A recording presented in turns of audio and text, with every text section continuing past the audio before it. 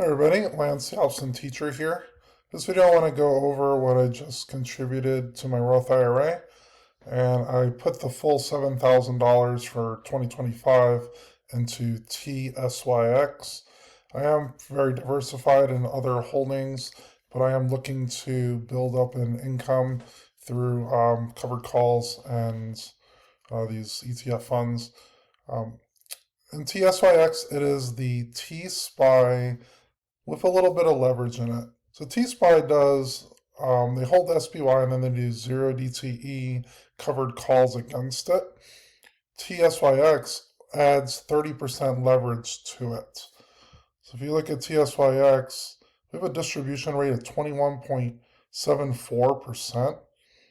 And I bought $7,000 worth of it. So 7,000 times 0.2174 is $1,521.80 a year. That's assuming that we stay with the current payouts. If you divide that by 12 months in the year, that's going to be taking in $126.80 per month into my Roth IRA. What I'm going to be doing is I'm going to be dripping the distributions. So I'm just going to be buying more shares with this funds. If you look right now, the NAV price is 21.10. So if I take 126.8 divided by the current price of 21.10, I'll be taking in 6 more shares every month on the drip. I plan on holding this for a really long time, possibly 20 years or so. And if you look at the distributions, they pay out weekly distributions, 0.09 per week pretty much. Got 0.0928. What they do is they take TSPY, they essentially take the distributions and break it up into every week, which will be a good fun to get. 6 shares a month. If I divide by 4, about 4 weeks in a month, I'll get about 1.5 shares per month into this fund. You can see there's a lot of information in Tap Alpha funds here. The holdings, again, is just pretty much holding the T-SPY with swaps and then doing 0 DTE. If you look at T-SPY, let's get to it, T-SPY here. And then if you look at the distributions, look at the holdings for it,